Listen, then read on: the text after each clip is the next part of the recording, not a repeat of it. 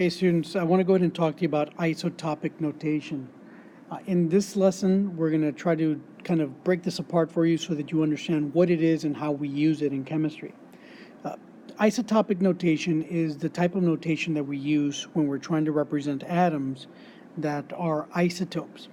In the previous example, I believe I showed you hydrogen as the one example, so I'm going to go ahead and write some of them here.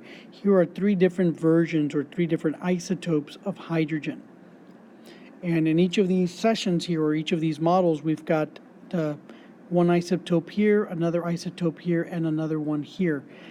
And the difference between all of these is going to be the following way. Isotopic notation involves that we use a very generic pattern. We're going to use an A number at the top, a Z number at the bottom, represented by the symbol, which I'm going to represent here with the letter X.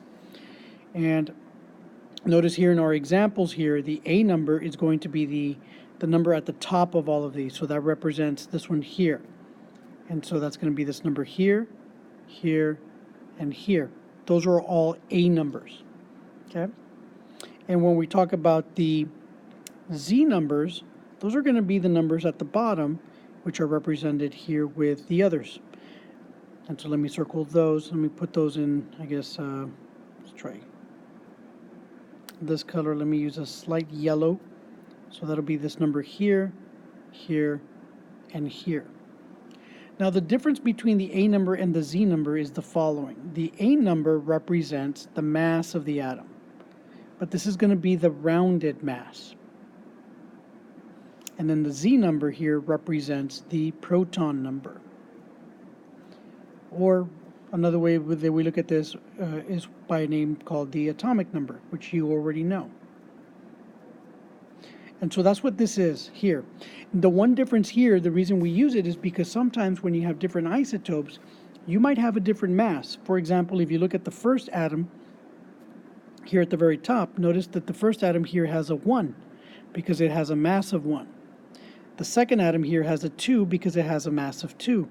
And the way we determine that is because it's going to have 1 neutron and 1 proton for a total mass of 2. And the hydrogen over here is going to have a mass of 3 because that comes from 1 proton and 2 neutrons. The way we figure out the neutron count for each of these is going to be the following way. We're going to come in here and we're going to take the following equation. We're going to take the A number minus the Z number, and that'll give us the number of neutrons. Okay, so this is an important equation to know at the bottom. And the way we'll do this here is, if I wanted to know the number of neutrons here at the bottom, this one's 0, and here is equal to 1, and then n is equal to 3 here at the top. And so isotopic notation is done in this manner. Let me go ahead and show you a different example using any number of atoms that I'm going to do a couple of them for you just to show you how they're done, and we'll use the generic tile and create an isotopic notation so that you can actually get some practice in doing those. So let me go ahead and erase the stuff here that we don't need anymore. So we're not going to need any of this, and we're not going to need any of this, and we're also not going to need any of this. Okay, so here's what we got. Let's go ahead and look at the following atom. Let's say that we have nitrogen, and so we're going to look at the periodic table here. We've got the 7, and we've got the 14.007. So this is the tile that we normally see on the periodic table. And let's go ahead and convert this to isotopic notation.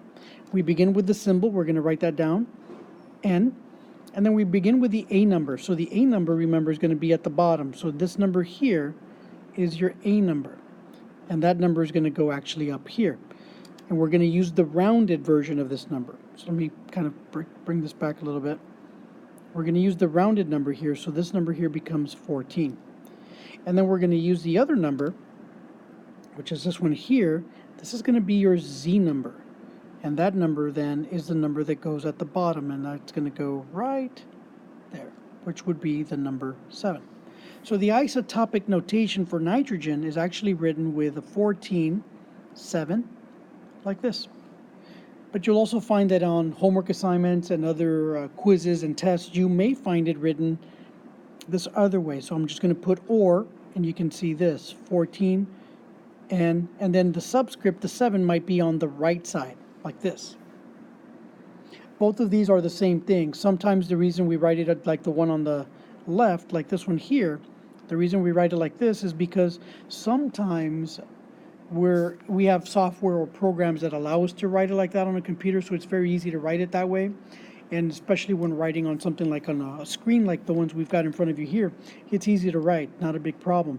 But sometimes computers and software that we use on those computers, they don't give us an opportunity to write fractions, and that's why we use the second method over here at the on the right hand side. So this is another example here of how you can do it. Like I said, either way works just fine. Let's go ahead and do another one. And this one, I'm going to go ahead and present a challenge to you. I'm going to write it down and you tell me, see if you can figure it out on how to do this one. But let's go ahead and erase some stuff that we don't need.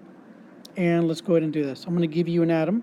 Let's give you the atom of, let's see, chlorine. Go ahead and write this down into isotopic notation. So here's the information you need.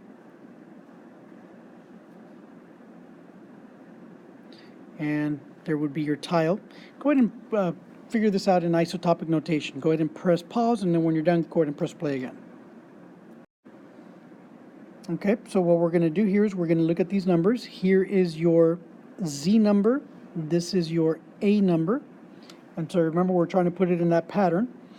And so the A number then goes at top. Since we've got it 35.453, we look at this number here because this is not greater than 5. We don't round it. So we're looking at 35 as the number. So we're going to get 35 for our A number.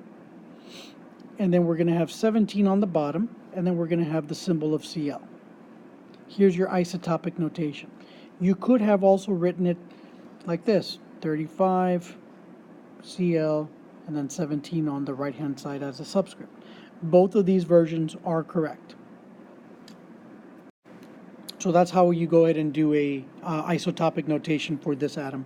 So if you have any questions, go ahead and rewind, ask me in class if you have any others. Other than that, we'll see you soon.